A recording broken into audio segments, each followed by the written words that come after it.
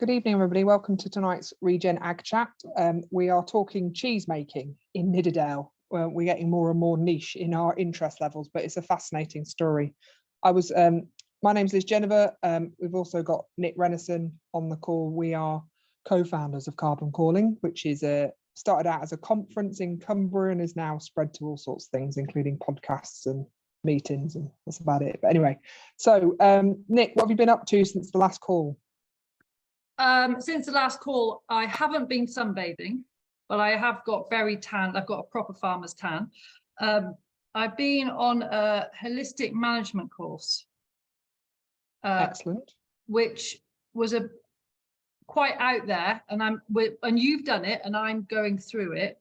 There were bits of it that were hard work, but it was a financial module, and it was quite good at slowing me down and breaking everything in. Andrew would like it because there was quite a lot of paper-based spreadsheets. Cow-wise, we've nearly finished carving. Everything's in one mob, and we're quite sandy, so it's been quite well. What's been good is because we haven't got any sheep now, and we'll talk about sheep later. Haven't got any sheep.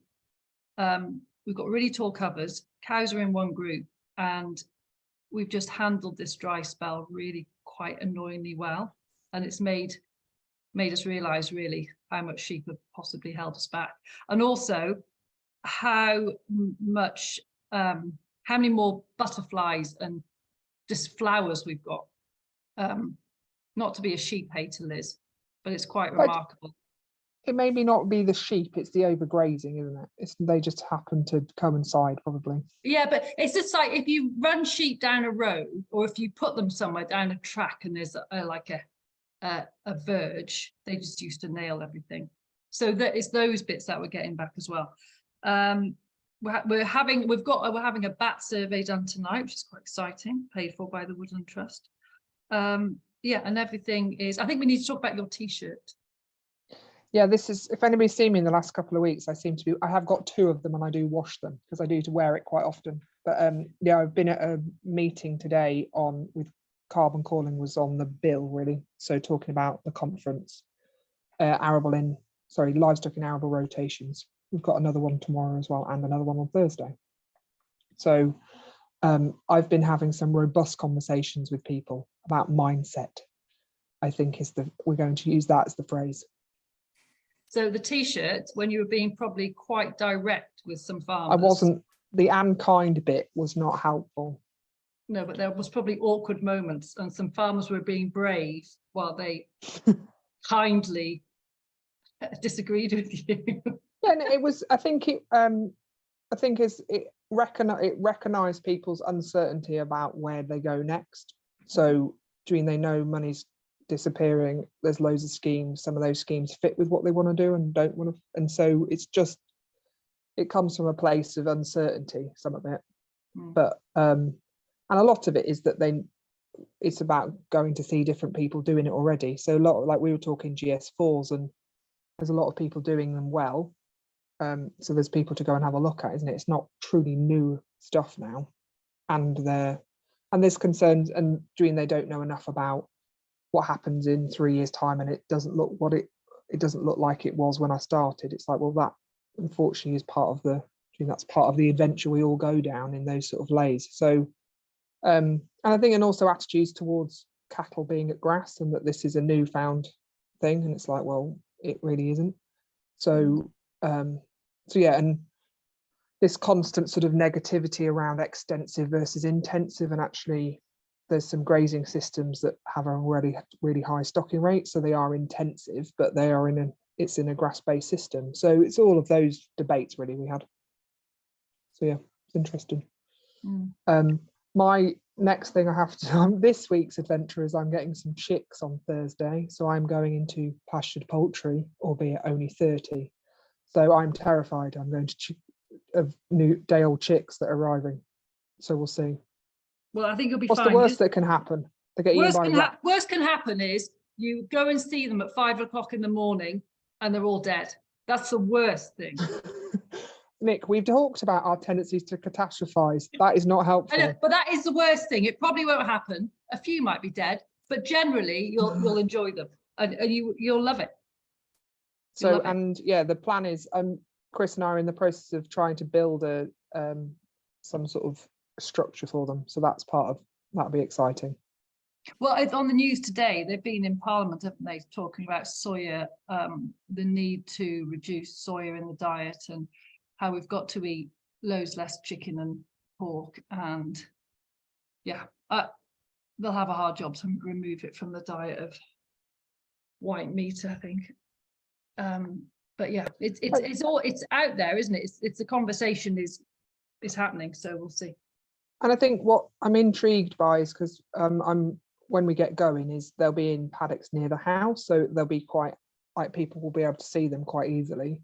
And actually, it's quite interesting because most people wouldn't have seen a broiler chicken ever. So I just am interested in the debate it's going to also generate. I know. Obviously, if they don't get eaten by a fox, but yeah, anyway. Well, that's another worry. Anyway, tonight we've got 2 superstars. Yes, definitely. Yeah, very, very exciting. And Andrew and Sally are talking at Carbon Calling Cumbria.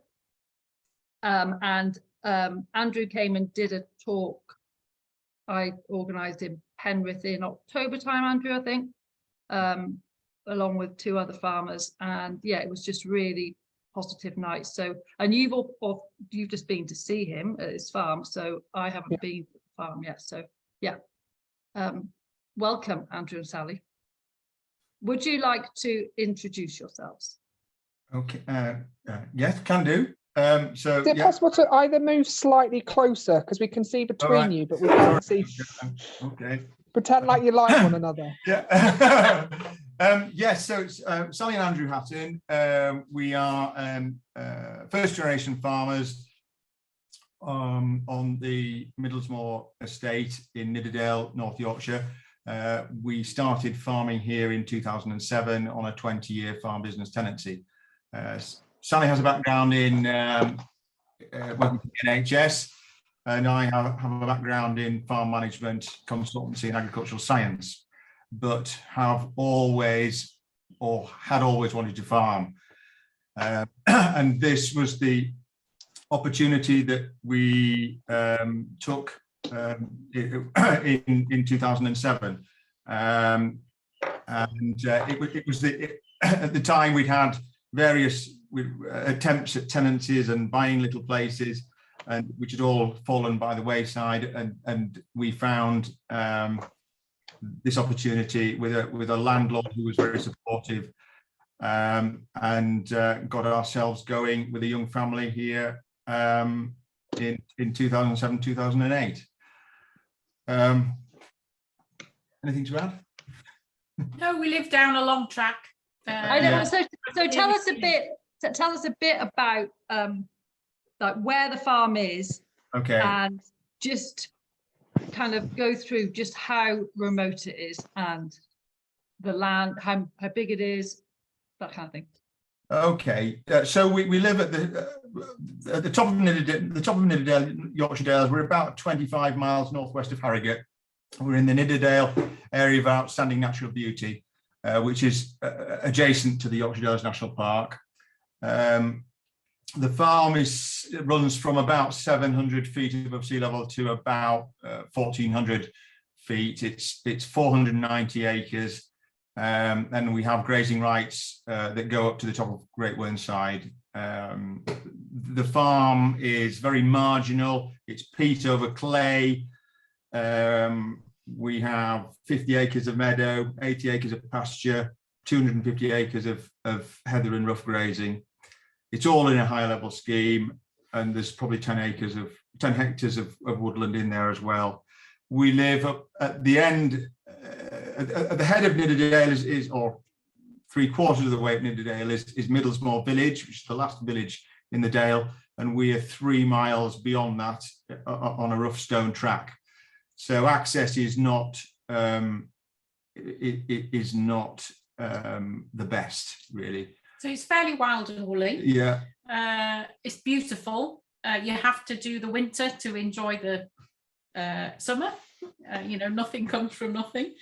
But we feel, very fortunate to be custodians of the farm that we're on. And I think it was and when we took the farm on in 2007, it had been farmed for the last 40 years by a couple. They'd reached retirement, and the farm had really been ranched, I suppose, prior to that for the last 20 years. So walls were down, pasture was probably overgrazed. Really, there was a mishmash of areas there was really no definition between what could be a pasture and what could be a meadow and what was a pasture. So we sort of had a real project on our hands to start off with. And I think that I'd come from a background where I'd been a consultant and had been desperate to farm. I've been desperate to farm since the age of 5, and tried to do everything in my power to get that out of my system, including agricultural science and consultancy and farm management, and it didn't happen. And this was the opportunity that we had to take.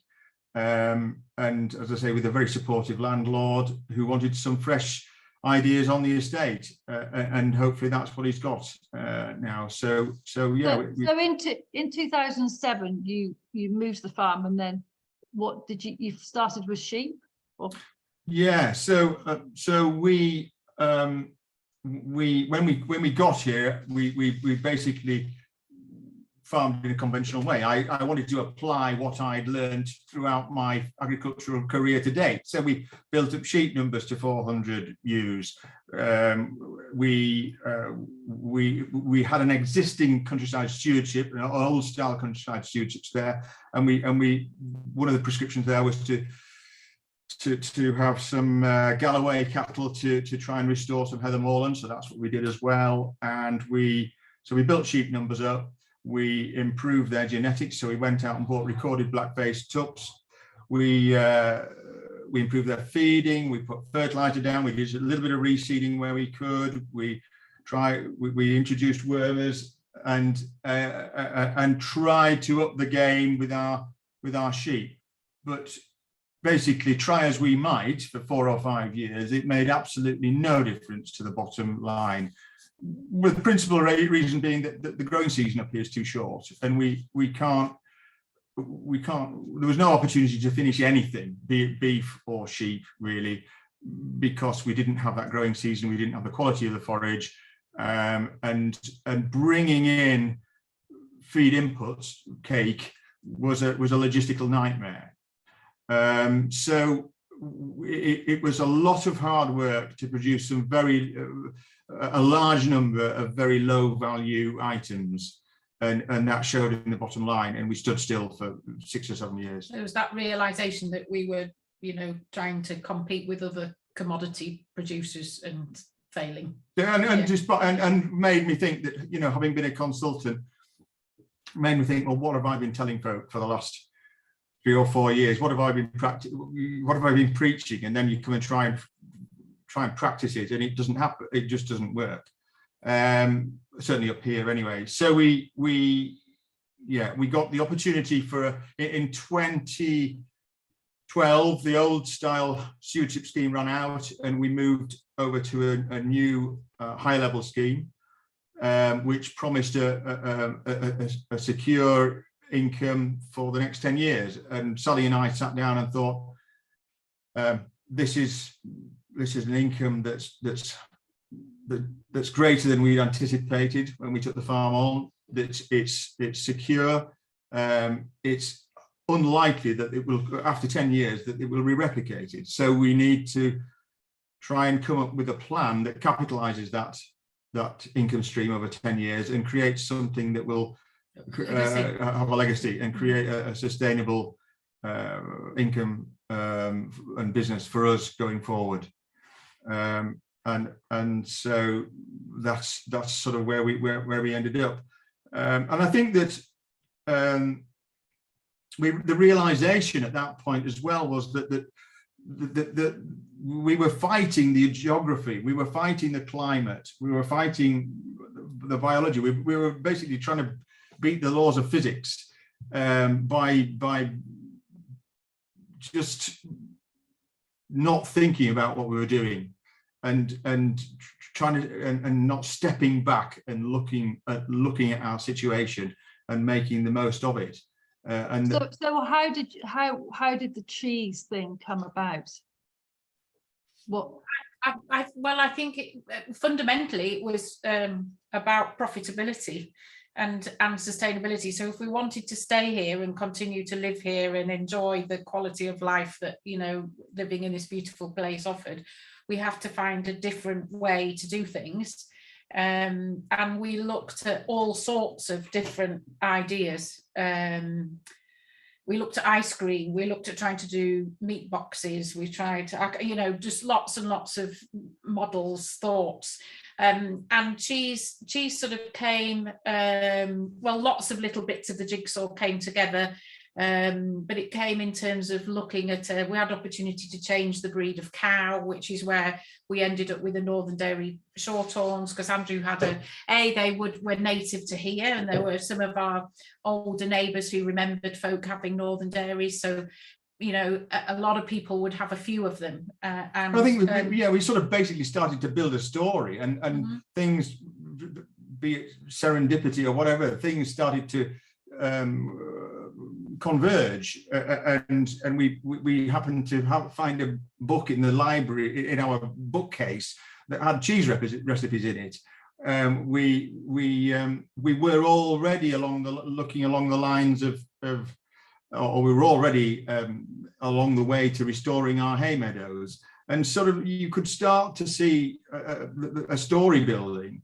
But also understanding, it's often looking back can help you to give you ideas for looking forward. So cheese would have been made on the farm here with the Northern Dairies, and you know, there was that sort of tradition, that heritage from here, and it was like, okay, you know, let's explore that a bit more, let's talk to people a bit more, and yeah, the bits of the jigsaw started to come together. And we like cheese, it's nice stuff, isn't it? So you have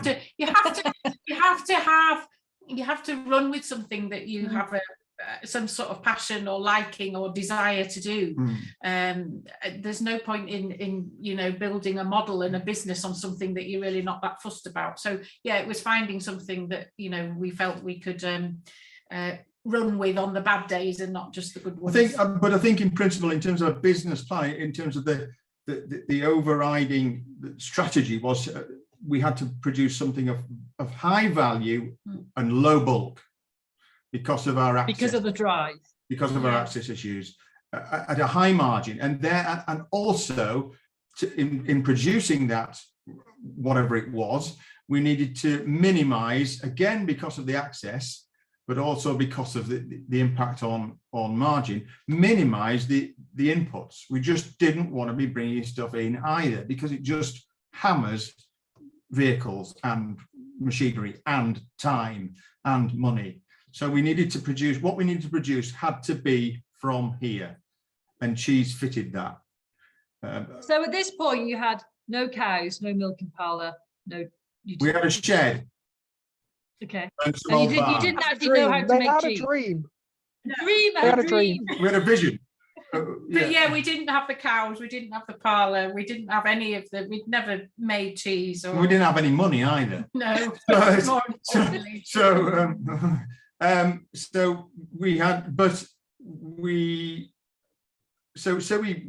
had this idea. We spoke to people. We spoke to the Courtyard Dairy at Settle, and we spoke to Neal's Yard Dairy in London, and they were instrumental and have been hugely supportive throughout the whole process. They've been there at the end of the phone when things have gone pear-shaped, or we've had hiccups, and that support has been absolutely crucial to our to where we've got to, and we're not, you know, we've got a long way to go still. So yeah, it was having that dream, that vision, and then breaking it down into manageable bite-sized chunks, objectives with a time scale on them, and then and having the difficult conversations, speaking to the bank, putting a business plan together, and when we put the price of our cheese in our business plan, and the bank looked at it, they did question it, but then they did look at Neal's Yard Dairy and speak to people like Neal's Yard Dairy, and came back to us, and in the end they lent us the money because the business plan was there and had a good story, a good product, and obviously to them looks as if it might work. So just on And the, just sorry, go on, Liz. just want to just clarify in terms of, you found a book with ancient or not extinct. Yes, that one. Can't say the word. That No one. longer functioning. That one. Yeah, So that one. were they Sorry, from yeah, your yeah. family? It was from your family. So It this just one, happened to be in the house. found that. My dad found that for some bizarre reason, and it'd been sitting in our. It's a Ministry of Agriculture and Fisheries book from 1938. It binds quite a lot of ministry publications, advice notes in there, and it was sitting in our bookcase. And then we went and researched some others and got some very interesting historical ones. This one by Hartley and Ingleby about cheese making in the Dales, and then this one by Kit Calvert, the story of Wensleydale cheese.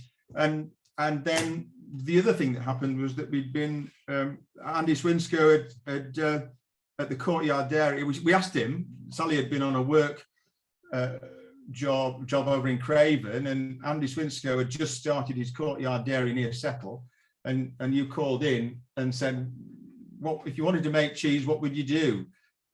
He said, "Well, go on this course at the School of Artisan Food and read this book." So that's what we did. And visit these people. And then the sort of the snowball started to roll, and we thought that there's half a chance, and that we liked.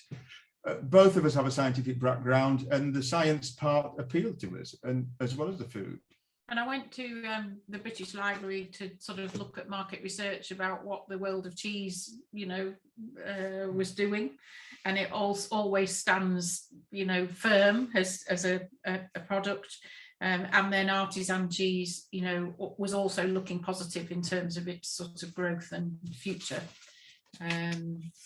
So yeah, there was no one making the cheese that we make now. So it was a lot of Miss Marple work to come up with something that that felt like it maybe represented what would have been made pre-war, because a lot of those skills were lost. And it was trying to sort of bring the threads together to see what made sense, and what made sense not in terms of, an industrial Wensleydale, which was made post-war, which was really, people going to a factory to make cheese, but looking at the type of recipe that would have worked with someone on a farm, trying to balance the cheese making with all the other roles and responsibilities on the farm. So, trying to live in a real world. And I think the other thing about the cheese was about this business plan was that I think fairly early on identified that we'd got quite a lot of unique selling points. We'd got rare breed cows, we'd got an extinct cheese, we'd got wildflower meadows, we'd got raw milk, we've got all those elements, and we've continued that. That's been one of our sort of guiding themes, has been to try and make this cheese as uncopyable as it can be. So it is unique. We haven't finished with that yet. There are still some steps we can do along in the future that can take that a stage further. That's the terroir, isn't it? But it does, and you taste our cheese and you're very definitely good at it. The flavour is very different, unique. And so we work very hard to try and protect that, I think. And which means, if it's unique, it means we have a greater degree of control over the price at which we sell it. And so I suppose Nick and I were debating this morning, or whenever we spoke today, in terms of, do you know of anybody else doing something similar to you in the UK?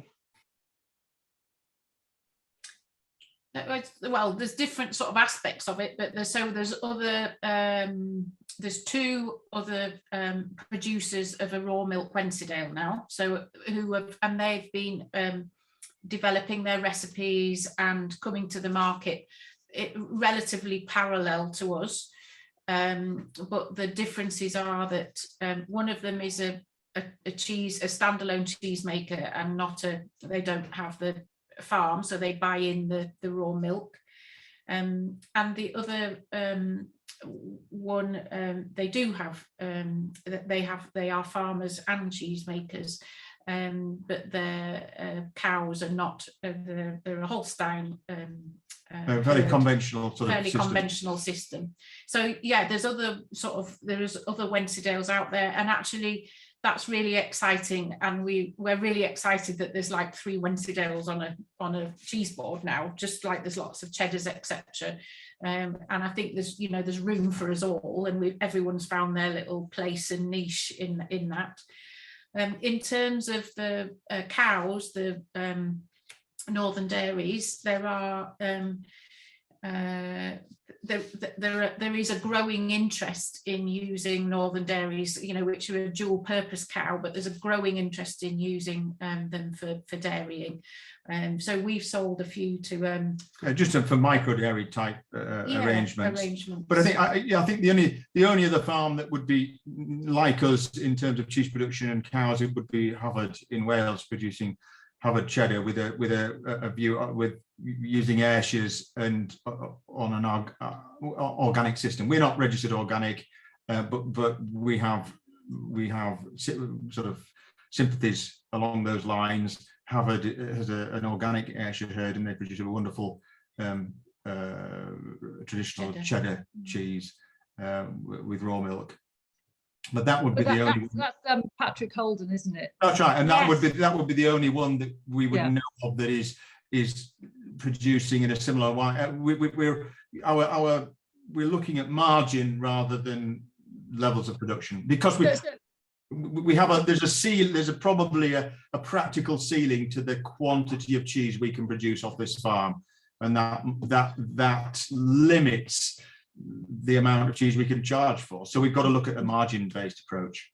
So how many cows are you milking now? Because what I want to get across, because I think that your parts of your model could be replicated.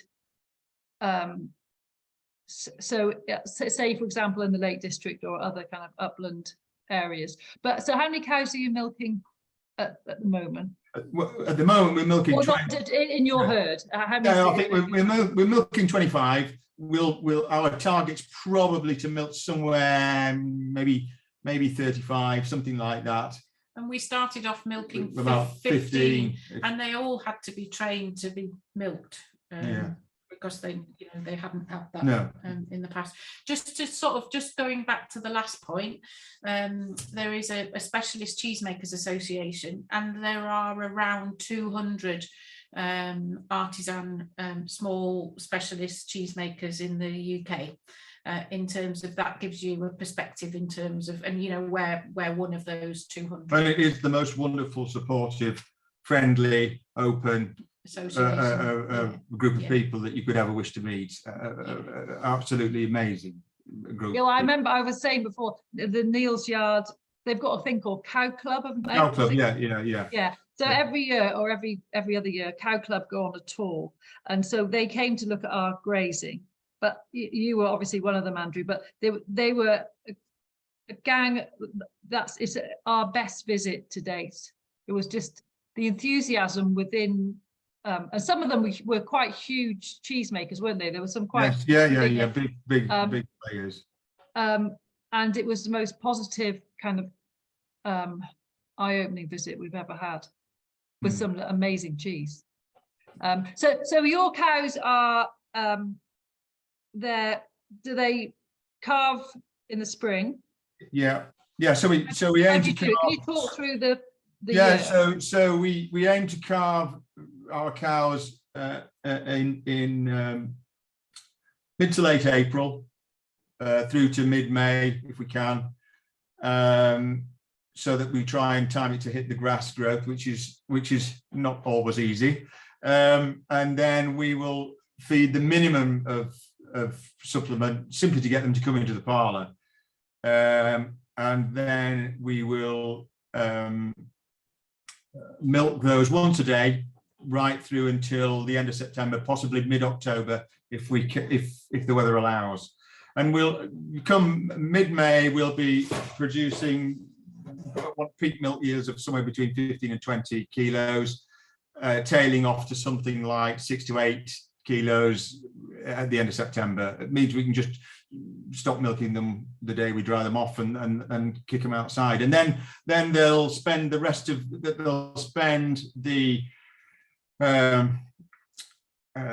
so from the end of September, mid-October, as dry cows, they'll graze, deferred grazing, right through until after Christmas.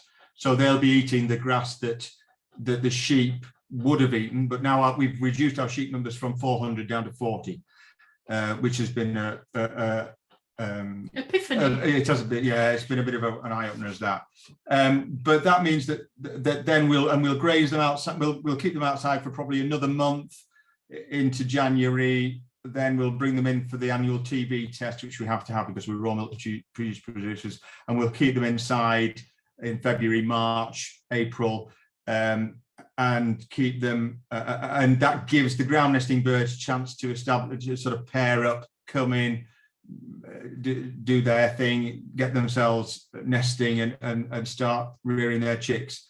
And then we can start the cycle all over again. But it seems to work, and it means that, and again, because we peat over clay, getting rid of those sheep has had a big impact on the ability of the grass to carry the weight of those cows. So when we had Galloways and sheep, if we had Galloways out after the end of September, they would just plough the ground up into a mush. Whereas now we've got that little bit of depth of sward, we've got a bit more root structure, and whilst the cows they will break the sod with their hooves when it's wet, they can stand it and the grass will recover, and there's grass to graze there. So we get it works really quite well. So we get a period in October, November, December where the cows are still outside and they're sort of basically eating stuff that it's stuff that we couldn't even have mown, but it's extended our it's probably reduced our wintering. We've reduced it from 7 months down to 3.5, something like that. That's been just amazing. Utterly, I never thought I could do that, but getting rid of the sheep has allowed us to do that. And how much? What's your rainfall? Is it? 60 inches, I think. 60, I think probably 60 inches plus, and that peat turns very much. It's like, I describe it like it's like farming on wallpaper paste in the winter. It just has absolutely no structure at all if you've got no significant grass cover over it, and you've got to keep off it. But as I say, giving that grass chance to build some roots, to have a bit of depth of sward, means that we can make it work on those types of upland allotments.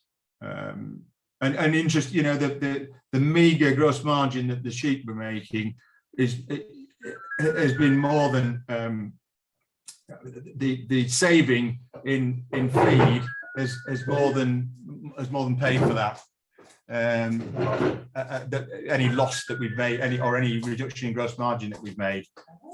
So it's been a real journey with the sheep. But it's funny, isn't it, how you've still got 40, and this is what we did. Is it like a comfort blanket? Is it like, sorry? Is it a bit of a comfort, like, why have you got 40? I've got 40 because we've got 100-acre allotment, and we've still got some grazing rights, and so that's really, to be quite honest, that's really a ruse for locking into subsidy. That's the only reason they're here. If we've a 100-acre allotment that we can't graze with cattle because the shooting tenant would hung, draw and quarter me. and then we party to an agreement on Rigsmore with 4 other graziers, and I've got to sort of play my part, and it is worth the subsidy, and that's you know, to be honest, that's the only reason they're here, and maybe to clear up the odd bit of ragwork, but that's, other than that, I have no. And the muttons now. Oh yes, okay, yeah, And we debated this, didn't we, Andrew, when I was there last week, which is, especially during you drive past Swaledales to get to you. Yes.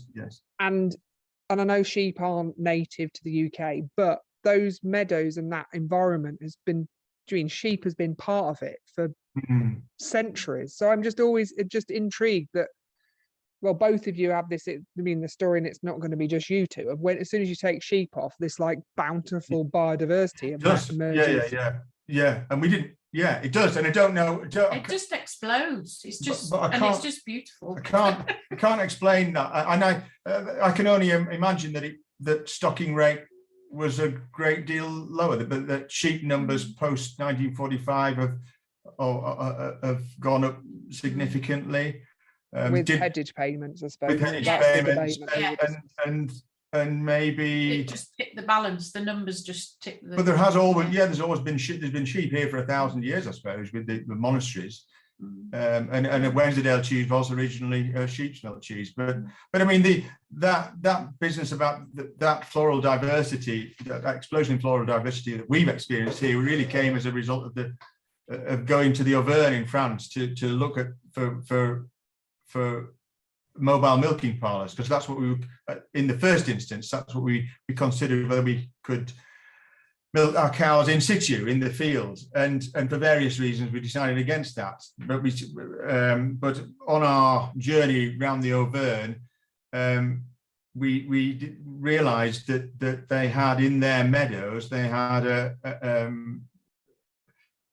sort of 80% of the flowers that we wanted in ours, and the sort of, there was a bit of a realization there that they had the flowers, they had the cows, but they didn't have any sheep. So as soon as we came home, we stopped lambing our sheep in our meadows, and that year there was an explosion in terms of both species and yield, and we've never looked back. So really, some of your sheep numbers and your sheep management is now related to putting the sheep in places where you can't put the cows. Yeah. And and it's more fit for purpose in those areas, isn't it? And the other reason is that the opportunity cost of clipping sheep for no money when I could be making cheese is massive. And so we've moved over to easy cares, which would shed their own wool and are less prone to fly strike, and don't need lambing, and relatively DIY. Yeah, which suits us down to the ground, really. Sorry, did that answer your question, Liz? Probably not. I think, well, I'm intrigued, and I don't think of how we've managed to develop all of these sheep breeds in the UK anyway, I'm just interested. But modern agriculture has brought fertilizers and sprays as well, and so we've put fertilizer on, we've killed out all those. I think that in another 10 years we could reintroduce sheep into our meadows at lambing time. Because they're just more robust than they were. Yes, there's the seed bank. We've established the perennials in there, and I think that they would take a more severe defoliation than they would now, and then retreat. So instead of lambing sheep in our meadows, we graze all our meadows once with cows in the spring. We turn out our cows onto the meadows, which is again what they do in the Auvergne, and then they move their cows up to the hills in trailers in the middle of May. So at the beginning of the growing season, you give them a good hard chomp, and then move the animals off, and then let them come again for hay time. And what we found with that is that where we've left these meadows, and everything's in stewardship now, it doesn't get cut until well after the 15th of July. What we have found is that the curlews we do surveys of numbers, but we haven't done one this year. But what anecdotally, what seems to be happening is that those curlews are spreading their footprint. The area of which they are nesting in is spreading further around the farm. They're being less restricted, and this year we had an abundance of curlews all over the place. So that's really good to see. I know it's not a curlew, but when I left you, I had like an oyster catcher, like you'd see a pheasant like in the middle of the road. It was very strange. We've got one question, Liz. I don't know if we've answered it, or I think it was the question about the basic was one spring's worth of not grazing with sheep. You saw this explosion, so it didn't take, and then it's developing ever since. And they're just that's right. Yeah. And in terms of species, did you say you had 80, didn't you? So that actually we've got that was in our pastures. So we've actually now in 15 years we've managed to get 3 of our meadows to be registered as species rich, and we've now turned our attention to our pastures. So last year I can't give you. Just to clarify, meadows versus pastures. So meadow is where you cut your hay or your silage from. Okay. Conserve your winter forage on your meadow. Pastures is simply grazing. So we're well on the way with all our. We've probably up to. Well, with 50 acres of meadows, we've certainly 35 acres of those are well on the way to being species rich. And now we've turned our attention, with the help of the OMB, we've turned our attention to our pastures, and we're looking at whether we can augment the diversity within those pastures. And so last year we had a baseline survey done in those pastures, and that came up with excluding grasses, we came up with a figure of 80 species of plants, some of which would be thistles, but quite a lot of interesting plants in there as well. Because fundamentally for us, it's what's in the pasture that goes into the cow, that goes into the milk, that goes into the cheese, because that's what they're having, during the summer. And then once the meadows are shut up. So yes, the cows or the sheep could go on initially onto the meadows and then move off, and then that's just all kept for the winter forage. But we turned our attention to our pasture management really because there's a good body of evidence, scientific evidence, to show that many of the antioxidants and aromatic chemicals that you find within pasture herbs, plants, grasses will find their way through the milk, through the cow, through the milk into the cheese. There's a good body of evidence for that, and that is critical to us. It's one of our USPs, and we've got to protect and augment that, because without that floral diversity, then our cheese would become an also-ran and become one of the crowd and will not stand out from that crowd. So it gives it a sort of very distinctive flavour. So we've had people who come and made a different recipe of cheese with our milk, but you could still taste that it belonged here.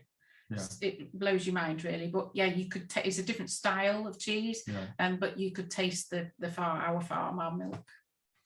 So you just come back. Go on, sorry, Liz. No, I'm just interested in how much it changes over the. So does it change with every field they're in or paddock they're in? Or I think yes. I think there's two things change. I think that the flavour develops over time, and that will develop to its peak probably at probably 4 or 5 months. But it will, the cheese texture probably differs as a young cheese. The cheese texture differs between from field to field, and then probably as they age out, you will taste the difference between field as well.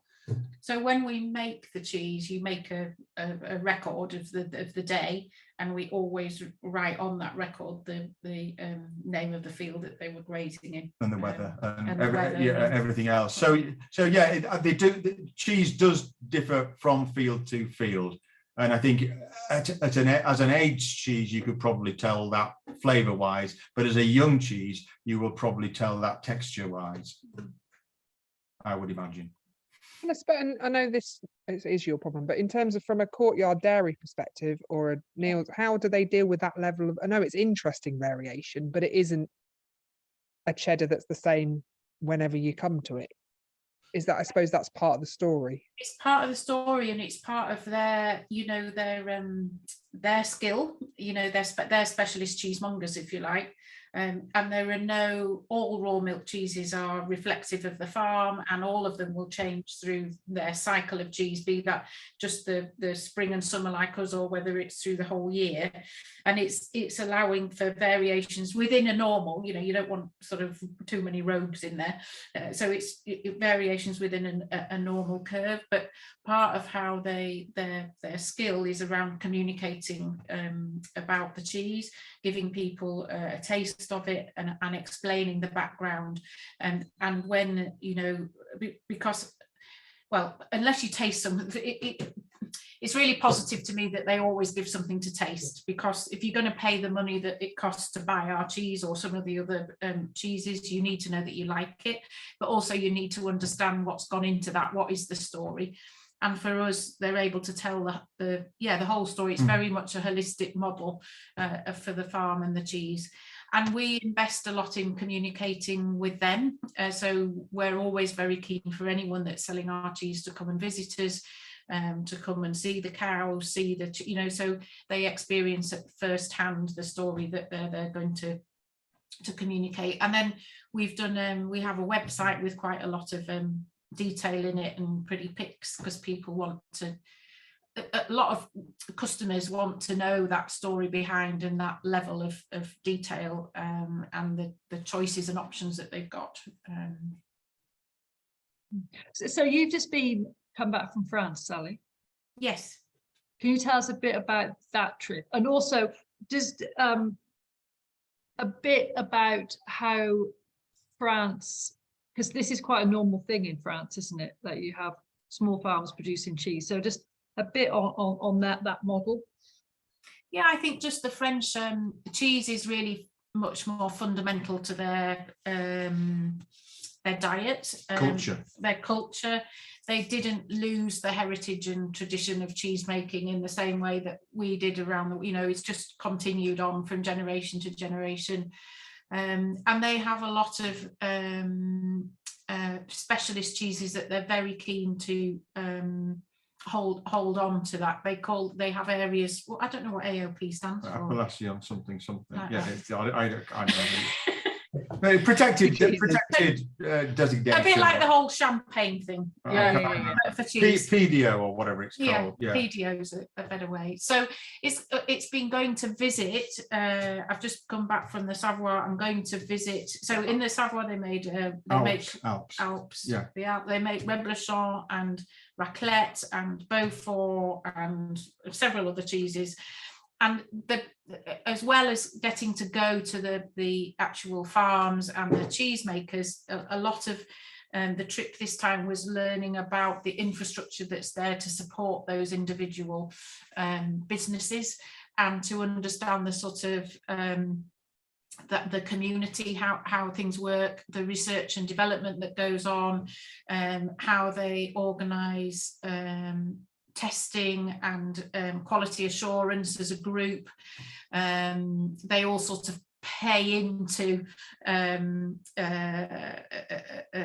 cooperative, and for that money they will get testing, they will get access to maturation, so it allows them to have a much broader range of options in terms of the roles that they would like to play. So they can be just dedicated cheesemakers, they can be raw milk producers for cheese, they all link in together. It's just a much more established community and an established. There's a big, I mean, the cultural value of cheese within France is recognised, I suppose, internationally, but within France itself, there is a huge state support for that agriculture and that cheese production, and a real culture of you buy your local cheese, which is not just, you know, the French are much more supportive of supporting local, if you like. Yeah. And yeah, I think it's something that something that was lost in the UK as a result of industrialisation, as a result of 2 world wars, railways, female emancipation. That people did not want to be tied to that being the farmer's wife, and that for whatever reason in France has those French cheeses and production methods have evolved rather than disappeared, and the support mechanism for that has evolved too, and part of it is cooperatively organised and part of it is through the state as well, and we haven't got that state or cooperation within the UK. We have got the SCA, which is doing its best to try and we've got a growing band of cheesemakers as well.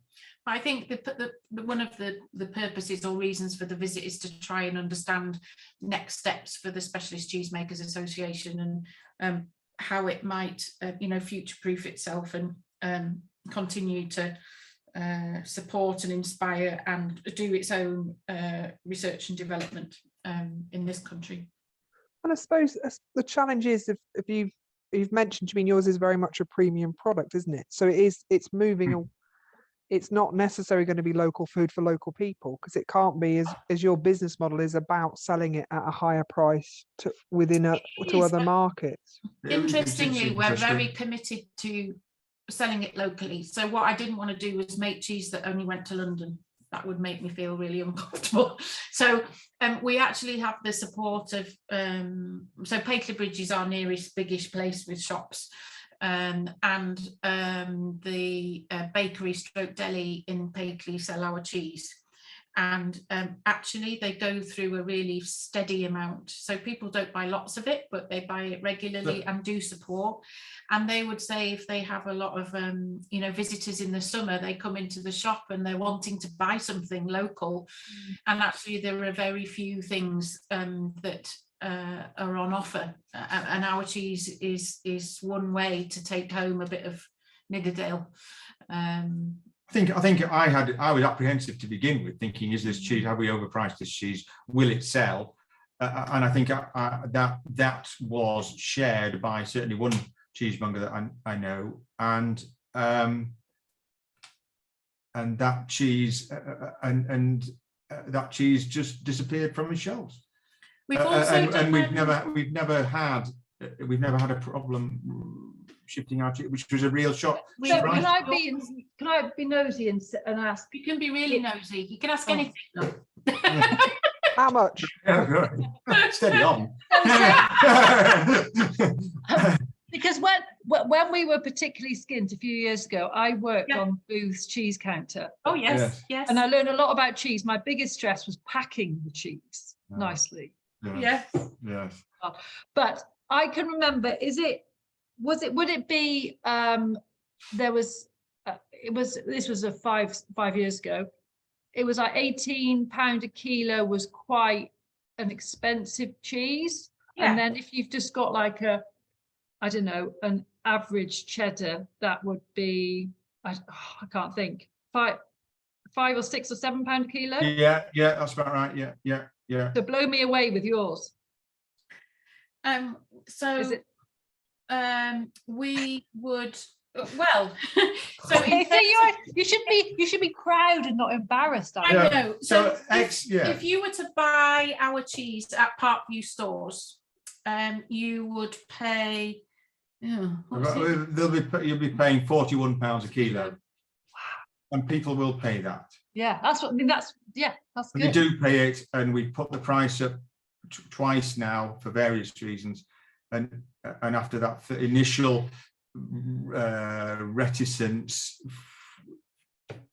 there's been never been any, because they know that the cheese will go from the shelves. There's never been any hesitation. It has to take, so yes, it's a good story, but it has to be good cheese and it has to taste good as well. And people will try anything once, but they need to come back and want some more. So when I was at yours on Thursday, you very kindly gave us a tasting, and I had like some sort of cheese epiphany that I just can't believe. Like every other cheese is now no longer cheese. It might have been that I was I was probably in the sun and it was on your farm and all of that stuff, but it was incredible. Thank you. It's not available. I was trying to try and buy some, but it's not available yet, is it? We're taking our first batches out tomorrow. So yeah, we do manage to sell local, and we now we sell in Harrogate, we sell in Richmond, and then to small cheese shops or delis, and then a lot goes down to Neil's Yard, and a lot goes to the Courtyard Dairy. But we're in Berkshire as well, and we've got a new customer in the Cotswolds and Altrincham in Manchester. So it's gradually growing. And what we didn't want to do is try and we felt an obligation to both Neil's Yard Dairy and the Courtyard Dairy. They were extremely helpful to us, and we wouldn't be here without them. But we're at a point now when we can start to grow, supply some smaller producers, some smaller customers at a slightly higher margin for us. So. But initially, they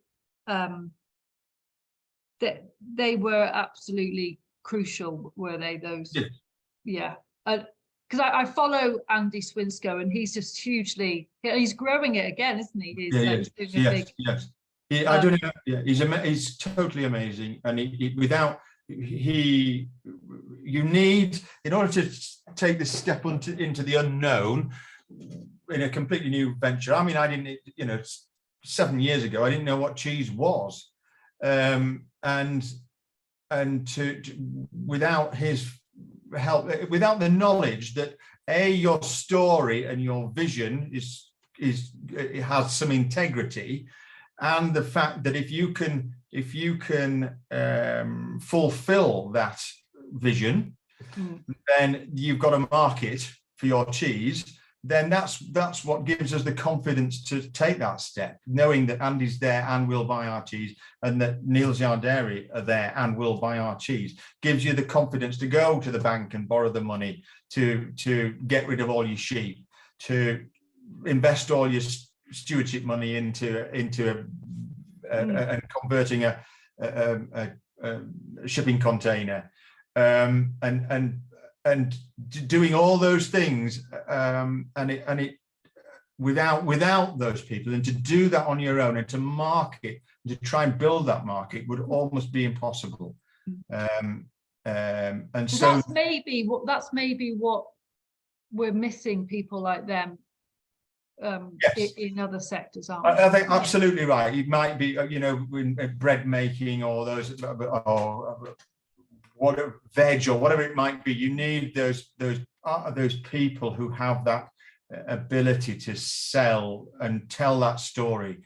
And Andy's particularly amazing at picking up. But 10 years ago there were no farmhouse Wensleydale cheesemakers, and now there are 3. Which is quite amazing, and he's been fundamental to that. And he's taking that model further, and he's absolutely brilliant. And he would, if you went to speak to Andy, he would say, well, we need more cheesemongers to do that, to create these. It's almost like he's almost like a hub really for information. Him and when Neil's Yard Dairy come around and taste our cheese, you get updates on various what's happening where, and it just keeps you up to date with the sort of cheese world really, and it's quite important. Then their communication is really second to none. So we do need more people like that because we have long days, and it's intense, and we're doing farming and we're doing cheese making. We're trying to combine the two, and we're not experts in marketing. We can tell a good story, but we don't know who to tell it to. And Andy and Neil's Yard Dairy can do that through their cheesemongers. He can tell that story they can tell that story to the public, and it's those cheesemongers are so important. That we need more people like Andy, be it butchers, be it bread makers, be it I don't know, pie makers. I don't mind. It's Candlestick makers. Communicators. yeah, communicators. Yeah, we do. But, and I suppose that, because I remember Pasture for Life, they did some tasting tests of like beef raised on granite grass or beef, do you mean on limestone and all of that. But I suppose the meat side is, we don't often have a, do you mean people don't have a meat board? Well, I do, but but in terms of, it's just in a different way, isn't it? Do you mean, are we ever going to get to that level of connoisseuring, oh, that's from a granite versus a limestone versus a improved lay in Lincolnshire? Do you mean it's interesting? We suppose we haven't tried. Yeah. Oh, well, yeah, who knows? And to what, are we in a, the cheese that we produce is a luxury item, and therefore it should be consumed, we would hope, in small quantities by lots of people, together with others to compare and contrast. And maybe you won't necessarily have a meat board, but you might try a different type of beef produced in a different way on a different occasion. And the great thing about the artisan cheese making industry is that they're so welcoming, and they're welcoming because that any new cheese makers are seen as not necessarily as competitors, but as people who are there to grow interest within the artisan cheese making customer base. Add to the whole. It's another thing it's to put something on a else cheese to board try. that's of interest to try for people to have an experiment with. And so the same could be with marsh fed lamb or whatever it might be, feather fed lamb, and you can compare and contrast those if you wish to do so. And you're not seen as a threat, because even if I told you all of the details of our recipe, if you took that and produced it on another farm with different cows with different pasture, it would taste different. And it's the same with the beef, I would say. You could have the same breed, but in a different environment, they will have a slightly different reflection of, their life experience. And I suppose it's also, is it not such a direct line? I mean, as you said, what you're feeding the cows is very quickly going into the milk, isn't it? Which you're then very quickly making into cheese versus yes. from a meat, in terms of, and the variety of things they eat over their lifetime that's in that meat. I suppose it not dilutes it, but it is a slightly different tasting experience. It will be, won't it? I would imagine so. But I think the more different stories, the more different breeds, the more differences, the more unique selling points, as I say, you can have in that mix. The larger that market be, the more interest it will generate. Can I ask?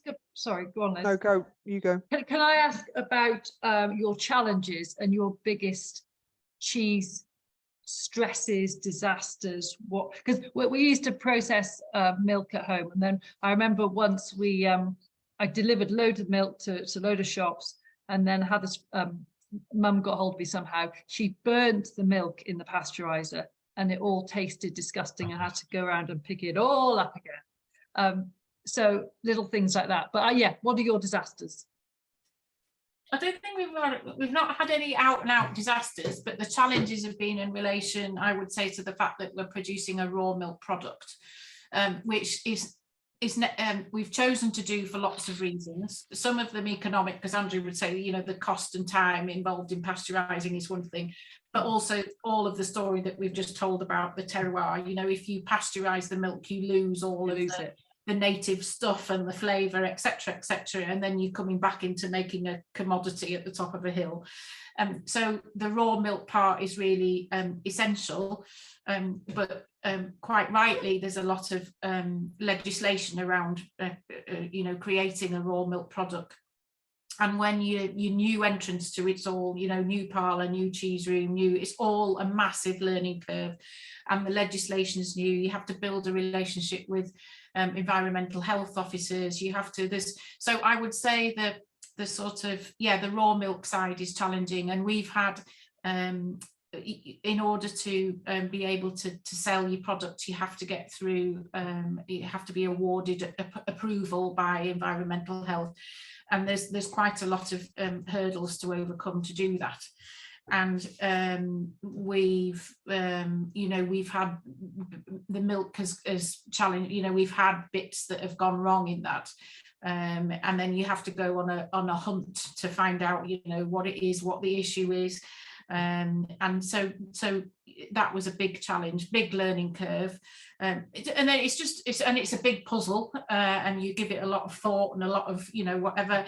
And actually now I would say I'm pleased that we've had those challenges on the way to getting approval, because we understand far more about the whole process from the parlour to the maturation and gone. Then I think if we'd have sailed through it all, we'd just be waiting to be having a hiccup. And we will still be challenged, but yeah, it's grown our knowledge and understanding. Marketing, neither of us have done anything to do with marketing, never sold anything in my life, so that was a challenge. Deciding price was very difficult. Everyone asks about your cost of production, and actually we were really keen to talk about the cost of not cost of production, the value of it. What's the value? Yes, yeah. To us, keeping the farm going and sustainability was a much bigger picture than the cost of production, so that was tricky. I think that's been the biggest. There's ongoing challenges which make it interesting, and so one of the other reasons that we sort of changed was that we got to a point with 400 ewes and it wasn't making any money, and it was boring. And it was just the same old, and so we needed to do something that changes, that was much more multidisciplinary, multidimensional, and it is, and it's a challenge every day. But we're learning as we go, and it keeps us on our toes. We have challenges with having a rare breed cow, and finding a balance between using a cow that's not had much particular purpose for a long time, that there isn't an established sort of dairy story, and the need to sort of be productive in terms of milk and for the cheese making, but balancing that with wanting to preserve the breed. So choices that you make in terms of individual cows and a breeding program and all of that's a challenge, but they're all puzzles. And do you love it? Yes. Yeah, we don't. We've no regrets. No regrets at all. And I've said this to you, and I've said it to Liz. Had we not have changed, however many years ago, I think we would be exiting the industry, or we would be dog and sticking and finding a job, which is not easy from here, as Sally will tell you. So I think it's given the farmer raison d'etre, and it's given, I think it's certainly reawakened my farming enthusiasm. It's given me it means that we feel as if it's the right thing for us to be doing, and our sort of approach feels right to us. It's not perfect, and we try to be a bit better every time or every day, but we've got to, just in your heart of hearts, you feel that it's the right, we're going in the right direction, we feel. I'm smiling because our daughter's listening in the background, and I'm just thinking, what would she say if we asked her about madness? Well, I think because one of them was making cheese when I was there, wasn't no, that's Millie, who, so again, one of our objectives in doing this was to create employment. So Millie's a farmer's daughter from next door, and she approached us for some work experience while she was still at school, and came and spent a day making cheese. And then at the end of the following summer, we'd sort of the chap who'd been helping us make cheese had moved on, and we sort of asked Millie, she'd finished school, did she want to come help us make cheese, and she's never looked back. So it's great because we've got someone who can help us to make cheese and milk cows and do the farming as well. And she's not on a full-time basis, so when it's silage time at home, she can go and help her dad. So it works really well. But we've been able to create some employment, which we'd never have been able to do had we been carrying on with beef and sheep in the way we were. And then the plan for next year is that Sally will give up her job and come and join us and get more involved in the cheese. We just to try and make it help it to take it potential. that step further. We're sort of halfway to where we want to be really at the moment. And Sally giving up work and coming to make cheese will help us to get where we want to be. And because when I was up there with you last week, we had a good chat, didn't we, in terms of how grazing, in terms of yes, plans for grazing. But as you said, you've had to, Jean, your focus has been getting the cheese going and all of that. And so, but your interest now is sort of tweaking milk yield with different grazing systems and quality and various things. Sort of, we've got the base. It's like we've done, instead of getting the farming right, we've had to get the cheese making business right to generate the cash so we can survive, and then you can start to tweak the finer points and make the most of that sale price and that margin. And I think that our grazing management leaves a lot to be desired at the moment, but I think that we can do an awful lot better. We've got various constraints in terms of ground nesting birds and hay meadows and various other bits and pieces, but I think that it adds to our story. I think one of the things the great things about being in an agri-environment scheme is that it gives you an income stream, but B, it actually is a marketing story. And it helps us sell our cheese, so we sort of almost get paid twice that way. So I think we've got the cows. We've got a vision for the cows. That's a challenge. We've got various breeding bottlenecks to get through in terms of the genetic pool. We've got grazing to try and manage better on a seasonal basis to try and maintain a sort of sward with diversity and with nutritional value. And I think there are jobs that we can sort of set to with now that we've got the cheese established, not necessarily where we want to be, but established. Then we can start to think about other things. So if I'm just thinking, you're a farmer in the middle of nowhere like you, or not necessarily in the middle of nowhere, but I'm thinking of the lakes, but it could be, I don't know, on Dartmoor or somewhat those kind of places. And you're thinking, we could do this, or we could milk cows and someone else could possibly make our cheese, the kind of French model. Yeah. What would be the first few things that they do just to have a look down that track? Okay, we've got a list here. Oh God, you are organised. Is that so? First thing I would do is join Farm Business Survey. Oh yeah. Get if you haven't already, and get yourself some management accounts for free. So understand where you're at now before you then look to change or move to something different. And to understand the resource that you have around you. People, and then people, talk to people. Talk to people.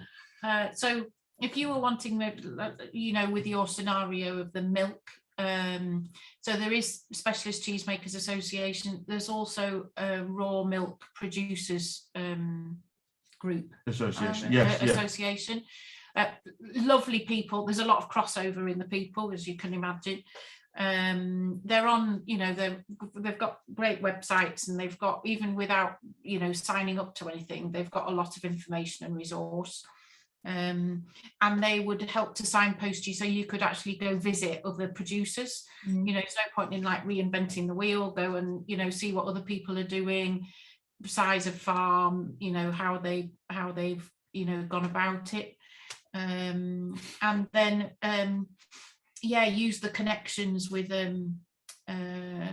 well, someone like you know, if you were in Cumbria, I'd go visit Andy Swinscoe, without a doubt. He's got, you know, he knows so many people and he's great at making those connections. Yeah. And he's been involved from inception, with people like ourselves on so many occasions now. He knows what he knows. He has a sort of format, if you like, of how to go about getting from A to B. His top tips from getting. And the great thing about Andy is he works with other cheesemongers very well, and he works especially well with with Neil's Yard Dairy. We can deliver our cheese to Andy's, and our cheese for Neil's Yard Dairy as well will be delivered to Andy's, and they will pick up from him. So he will signpost you to other people within other organisations. Go on. Oh, I was going to say, if you're in an area where you can, you know, find out what's out there in terms of grants and opportunities. So could you, in hindsight, have used FIPL for some of your? Yes. Yeah. I think FIPL wasn't there at the beginning for us, but we actually got a leader grant, which that helped us certainly with putting the parlour in. And now we try and link in with FIPL as much as possible. Big fan of FIPL. And I definitely just think out of that, but look at what's out there in terms of opportunities. I would say read Chris Clark's Less is More report, and in terms of if you're going to diversify a business, what you mustn't do is diversify into something that's going to subsidize your farming. You have to have a profitable farm, and then you have to have a profitable diversification. What you don't want to be doing is subsidizing an unprofitable farming business. And that report lays out the bare bones of that, I feel. Go on holiday is another one, regularly. Gives you perspective. I mean, when I say regularly, at least once a year. We only go once a year, but you never used to want to go on holiday at all. And I still don't like going, but the benefits are immeasurable in giving you perspective. Do you go out of the county? You go to France, I suppose. That's passport required. Wow. Okay. Have an annual review, which I think we just showed you on last week. But Sally's very good at. We have an AGM, as we call it, and what you tell. It's a bit like an appraisal, but it's just a format for sitting down and just helping you to do a bit of reflection on what's, you know, the past year, what's gone well, what's not gone so well, you know, what learning have we got, and then what are our hopes and goals for, you know, next steps. And it just helps to, you know, get a joined up focus then for going forward, so that perspective. And again, it helps you. I always say, you know, all these things about having a vision, etc. It's all a lot of it's about helping you to get through the days, the bad days. It's not about the good days. It's about the bad days. Just remembering what you're aiming for. What is it all about? What am I hoping for? And I think all of sitting and reflecting is important. Yeah. Well, recently I had a couple of conversations with farmers who it's sort of getting this idea that you have to think about the good stuff. Do you mean they get into a headspace of thinking of everything they haven't done rather than necessarily recognizing what they have done? Yeah, that's right. Yeah, you need to be able to, you know, how far have you come when all you look at is the mess that's outside your back door or something like that. The massive list of things that are still to do. Yeah, that's it. No, that's absolutely right. And then you've got down here talk to anybody and everybody. Develop a vision. and that doesn't necessarily, that comes through talking, but without that vision, you're rudderless. You don't know quite where you're going, and you well, and then you work back from and you work back from that and break that down into objectives, into bite-sized, manageable chunks that you can achieve, that make that vision that little bit more within reach. And that vision has been key to us to because you get out of bed on a morning and you know where you're headed. You know that you know what your purpose is. So that's key. I would just add, look at the geography of where you are and your farm, and what are you trying to do? That are you making life difficult for yourself in the sort of the way you're farming at the moment? Is that necessary?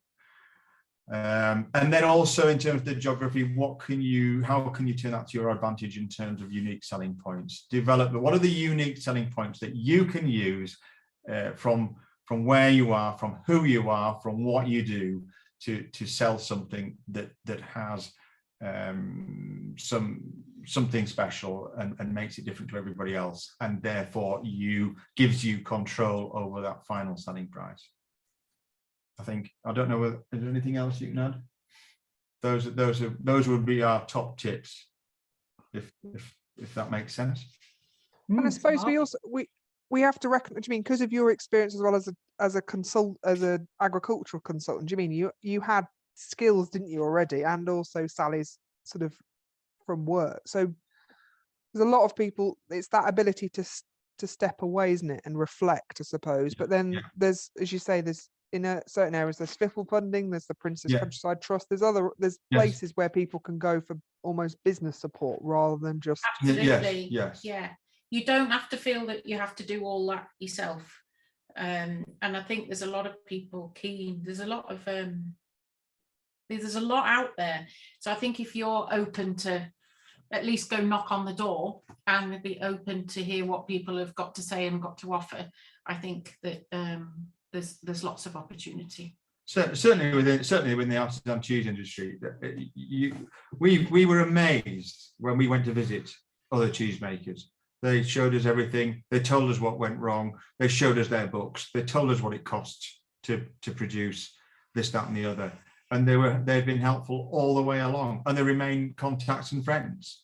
And we've got 25 cows, and we're in touch with people with 250 and 300 cows, and they treat us as equals, which you sort of think, wow, it's amazing. But because you're making something different to them, something that's interesting, something that they're interested in, it's the size of your enterprise is irrelevant. And so don't be afraid to go and ask the people. They're such a welcoming group of people. Unbelievable. There's two questions. Quick fire ones. Quick fire. Do you put any box muck farmyard manure onto your wildflower meadows? Yes, we do. But if we don't have any for that particular field, I don't worry about it. And it's a light dressing, and we put it on in spring. And we when it usually somewhere, because you don't end up with that much now because they're outside so long. But we spread it thinly, and if we miss it 1 year, we'll put it on the next year. And then just a query about, if you dry off in October, how do you manage the supply of cheese? So we're seasonal producers, and our customers are learning that is the case. So there's cheese till Christmas basically, and then the maturation room is empty. Cheese season is over, and then cheese is not available again until this time. But the mongers will keep some. So Neil's Yard Dairy are mongers and affineurs, so they do the cheese maturation, and they'll manage to carry through some of our stock till maybe end of January, February time, and then there's a gap. But then they're able to roll the drum for the start of the new season, and it's a bit novel and different over again. Like asparagus, theoretically. Like asparagus. Indeed. Yeah, let's celebrate when it's back in the shop. and yeah, and they can, yeah, then that's part of it's the storytelling is Part of it is the attraction, and it's different to most other cheeses, really. Oh, it's amazing. It's absolutely. So how do you eat your cheese? They don't. They sell it. We just eat it. We don't do lots of fancy anything with it. And then, but we end up with an awful lot of cut-offs and leftovers and bits and pieces. So as Rachel's saying in the background, we have what's called low rigs pizza, which is cheese, our cheese on toast with beans on top. So yeah, we get a lot of the bits and pieces. The dog does very well on cheese round, but we just eat it. I think that, but you know, Wensleydale would normally be associated with Christmas cake and the like, or fruit cake, and we don't think ours probably suits fruit cake so much because it's got more flavour and it's less acid, and we actually probably just eating on its own, or with an oat cake is probably what we would do, really. That's I wouldn't particularly partner it with anything. Well, I'm thinking at Carbon Calling we'll have some kind of cheese thing, I think. It is Liz and Liz's Nick's dream to become a cheesemonger, I'm sure. Oh, because I know, Andrew, when you did that meeting, you gave me some and I didn't tell anyone, and I just ate the whole thing. Yeah, it is a bit Moorish. It is a bit more amazing. It's like, so as Liz said, it's like another thing. It's like a different. You were trying to explain to your sister earlier what it was like, and you couldn't. Like, it was so good. Anyway. No, it is. But yeah, I'm waiting for it to be on sale in Neil's yard, and I'll be fine. Now you've got me addicted. All right, I'm sorry about that. Fine. But we're just on time, so but thank you very much. Well, your honesty and openness of how things have changed, really, and it's all changed for the good, joyful, planned out. Yeah, well, it's a journey. It's not been easy. No, and but never wanted to give up. Yeah. And actually on final, it's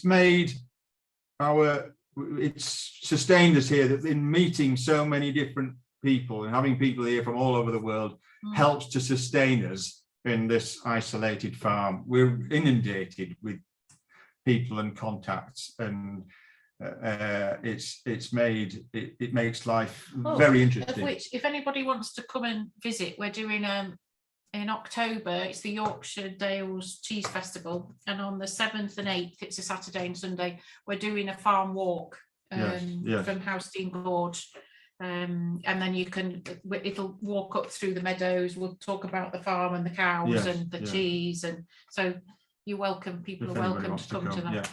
Yeah. Thank you. And it's always good when the instructions to get there. Is it 8 cattle grids? Yeah, something like that. Yes, that's right. Yes, yeah.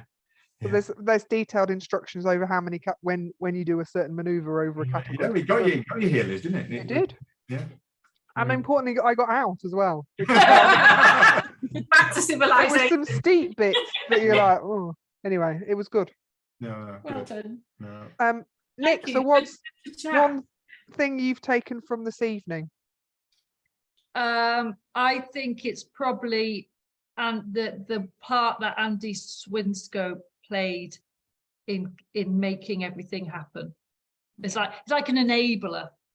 Yes. And tomorrow, just a little plug, I'm going to the House of Commons to talk about nature-friendly farming. But I was just sorting my talk out, and all this stuff is great, all the regenerative kind of stacking enterprises, but we need people in place like Andy Swinscoe to make it happen. Absolutely right. Yeah. So Liz, when you do your next batch of chickens, you'll think, you'll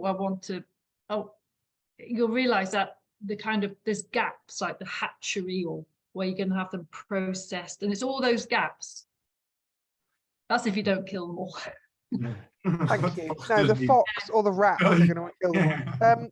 But yeah, how about you? And I think it is this there's an element, not sadness, but that sort of loss of tradition, that where we used to be cheese makers, and where's it gone? Yeah. And that, in terms of, you say, this sort of the novelty of finding something local, and that I am that tourist that goes and tries and finds something that was produced just up the road, and it's like a novelty factor, and it shouldn't be. Yes. Yeah, that's right. Absolutely. Yeah. But I'm not sure I'm quite ready to make cheese yet. But I think it's also, and I think the risk, isn't it, with in the ReGen world, is that I like collecting stuff. So now I'm doing chickens, and next thing and actually at some point it's a collaboration, isn't it, with other people nearby. Yes, yeah, it is. Somebody call it not economies of scale, but economies of scope, by having people of similar industries or similar production systems nearby that you can feed off, you can associate, you can combine with, you can take advantage of, you learn from. Definitely, that's the sort of thing that Bronwyn and so from Neil's Yard are interested in, getting it's a bit more of group support, critical mass of locals. Yeah, and as you said, it's about people they're not competitors, are they? They're people that it's learning alongside one another. It's growing the market. But Andrew, could you, well, both of you, could you imagine milking cows and just letting it all go on a lorry? Not up here, because the lorry wouldn't get here. So, no, but you know what I mean. So when Andrew did his PhD in Reading, and when he was doing his, which was all in high yielding intensive dairy farming, you took on managing the herd, didn't you? And we were Millennium Eve, we were milking cows and getting cows in, and at the end of all of that, Andrew said that he would never milk cows again. He just didn't want to do it. And so we're now in a model with that feels like it works for us, and it was very important in the plan, in the vision, that we came up with something that would fit round the farm and the family, and it's making it work for you, working hard at it, but making it work for you. And the once a day milking is much more sustainable than the twice a day milking and all of those things. So producing commodity milk and sending it away would just be we've got the answer would just be no. We can't beat small scale and commodity. No, it just isn't a viable business model, I don't think. So yeah, I think, Nick, you should do it. I've milked a lot of cows. This is a bit too much detail, but I can remember sitting on the loo at 5:30 every morning thinking, I can't do this forever. But Liz, what you don't know is that Canachue had a very famous Northern Dairy Shorthorn herd. It's written in the stars. It is, absolutely. But milking once a day seasonally is far more sustainable. Seasonal is a real positive, because you sort of get quite excited when the season's going, but then by the end of it you're like, whew, okay, and then you get a chance to regroup and tweak and go on holiday somewhere warm in October. And what time do you milk? About 5:30. In the morning. Yeah, in the morning. And it's so you still get up early. Yeah, but it's best part of the day, and it's fantastic. You've got a view down Dale, and it's quiet, and there's nobody about, and there's no flies, and it's great, and it's easy to get up at that time in the summer. I couldn't do it in the winter, not now. No, I know, that's what I used to hate. It's awful. Yeah. And I don't miss the aroma of hypochlorite. Anyway, Liz, we're rabbiting on. On that note, thanks again, Andrew and Sally.